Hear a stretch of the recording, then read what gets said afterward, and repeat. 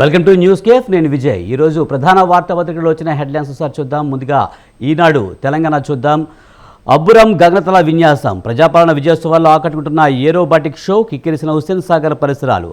అలాగే 4 సంస్థలు 7,592 కోట్లు, 5,200 మందికి ఉపాధి కల్పించేలా పెట్టుబడుల ఒప్పందాలు.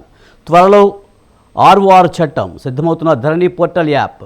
అలాగే కాంగ్రెస్ పాలన అస్తవ్యస్తం, తెలంగాణ తల్లి విగ్రహం మార్పు మూర్ఖత్వం, ప్రజా వ్యతిరేక విధానాలపై అసెంబ్లీలో నిలదీయాలి, ఎమ్మెల్యేలు ఎమ్మెల్సీలకు బారాస నేత కేసీఆర్ దిశానిర్దేశనం.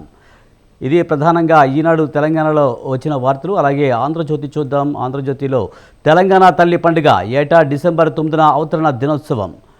అలాగే విగ్రహ మార్పు మూర్ఖత్వం, ఇలా మార్పులు చేసుకుంటూ పోతే ఎలా, ప్రభుత్వాలు చేయాల్సిన పనులు ఇవేనా, అసెంబ్లీ మండలిలో ప్రజా గొంతుకులు కావాలి, రైతు భరోసా బోనస్ మాఫీపై నిలదీయాలి.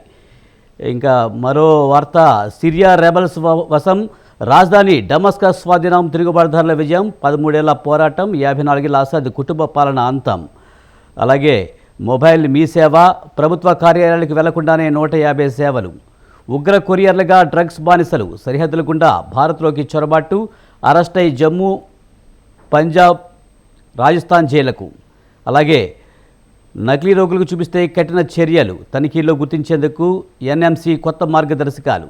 ఇవి ప్రధానంగా ఆంధ్రజ్యోతి. అలాగే నమస్తే తెలంగాణ పరిశీలిస్తే కనుక కేసీఆర్ దీక్షాఫలం, కాంగ్రెస్ దగా పర్వం. డిసెంబర్ 9న రాష్ట్ర పర్యటన, తర్వాత యూటర్న్ ఇచ్చిన తెలంగాణను వెనక్కి తీసుకున్న కాంగ్రెస్, ఢిల్లీ పెద్దల దోకాపై బగ్గుమన్న తెలంగాణ ప్రజలు. అలాగే రాజీనామా చేద్దాందా, ప్రజా వ్యతిరేకత ఉందో లేదో తేల్చుకుందాం, సీఎం రేవంత్కు కేటీఆర్ సవాల్. అలాగే పాలన కాదిది ప్రజాపీడన, కాంగ్రెస్ చీటింగ్పై బీఆర్ఎస్ ఛార్జ్షీట్, విజయోత్సవాలు కావివి, వంచనోత్సవాలు, హరీష్ రావు. అలాగే అంగన్వాడీ కేంద్రాలకు ఆయిడ్ ఫెడ్ సరుకులు బంద్, కాంగ్రెస్ కార్యకర్తకు కట్టబెట్టేందుకు సర్కారు యోచన. అలాగే గురుకులాలపై కేసీఆర్కు నివేదిక, 9 రోజులు పరిశీలించిన బీఆర్ఎస్వి, గురుకుల బాట రిపోర్టు అందజేసిన 5 మెన్ కమిటీ. అలాగే ప్రారంభోత్సవాలు చేస్తారు, బిల్లులు ఇవ్వరా. ఇది నమస్తే తెలంగాణ. ఈనాడు ఏపీ చూద్దాం. ఏపీ ఎడిషన్లో అయితే ధాన్యం సేకరణలో నిబంధనలు సరళతరం ఎప్పుడు, అన్నదాత ప్రయోజనాన్ని పట్టించుకుని అధికార గణం. అలాగే మరో వార్త, సిరియా అధ్యక్షుడు పరారీ, దేశం విడిచి వెళ్ళిపోయిన అసద్, 5.5 దశాబ్దాల కుటుంబ పాలనకు తెర, వీధులకు వచ్చి సంబరాలు చేసుకున్న ప్రజలు. అలాగే కుటుంబ సర్కార్ విధానాలతో పరిశ్రమలు వస్తున్నాయి, విశాఖ అనకాపల్లి జిల్లాలపై పారిశ్రామికవేత్తల చూపు. ఇంకా మరో వార్త, కొనసాగుతున్న అల్పపీడనం. అలాగే రేషన్ మాఫియాలో సీట్ గుబులు, ఎప్పుడు వస్తుందో, ఏమేమి ఆరా తీస్తుందో అనే ఆందోళన, తనిఖీలకు రాకుండా అడ్డుకునేందుకు మైండ్ గేమ్, ఉపాధి పోతుంది, ఎగుమతులు ఆగిపోతాయంటూ ప్రకటనలు. ఇది ఈనాడు ఏపీ సంబంధించిన ఎడిషన్. అలాగే ఆంధ్రజ్యోతి పరిశీలిస్తే కనుక అధికారంతో అరాచకత్వం, వైసీపీ హయాంలో స్వాహా పర్వం, 5 ఏళ్ల జగన్ పాలనలో యథేచ్ఛగా ప్రైవేటు ప్రభుత్వ ఆస్తులు, ప్రకృతి వనరుల దోపిడీ. అలాగే దందాల ద్వారంపుడి, 5 ఏళ్లలో అడ్డగోలుగా అక్రమార్జన, నాటి సీఎం జగన్ అండతో బరితెగింపు.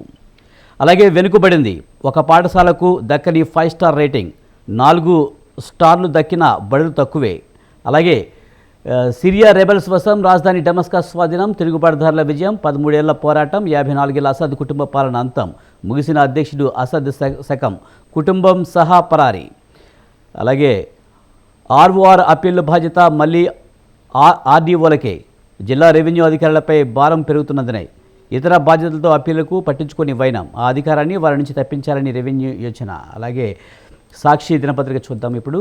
సాక్షి దినపత్రికలో సర్కారు 7 పింఛన్, కొత్తవి లేవు కానీ మళ్ళీ కోతలు మొదలు, ఈ 6 నెలల్లోనే పింఛన్ సంఖ్యలో 1.57 లక్షల తగ్గుదల.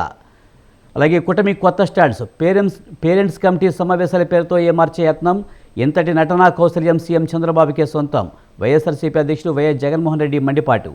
అదే ఉన్మాదం, సెకీ విద్యుత్పై వాస్తవాలు కనిపిస్తున్నా ఆగని ఈనాడు గుడ్డిరాతలు.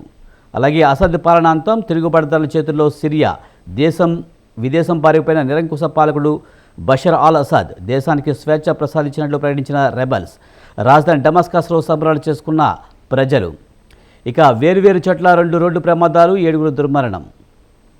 ఇక ఎక్కడా లేని ఈవీఎంలు మనకెందుకంటూ శరద్ పవార్ స్టేట్మెంట్. అలాగే మళ్ళీ ఉధృతంగా రైతుల చేలో ఢిల్లీ. ఇవి ప్రధాన వార్తాపత్రికలో వచ్చిన వార్తలు. అలాగే ముఖ్యంగా తెలంగాణ ఎడిషన్లో చూస్తే కనుక మెయిన్గా హైలైట్ అయిన అంశం తెలంగాణ తల్లి విగ్రహం మార్పు వివాదం అయితే రాజుకున్న పరిస్థితి కనిపిస్తుంది. తెలంగాణ తల్లి విగ్రహావిష్కరణ ఈ రోజు జరగనున్న నేపథ్యంలో డిసెంబర్ 9న తెలంగాణ తల్లి అవతరణోత్సవాలు చేయాలని ప్రభుత్వం నిర్ణయించింది. విగ్రహంలో మార్పులైతే బీఆర్ఎస్ వ్యతిరేకిస్తున్న పరిస్థితి కనిపిస్తుంది.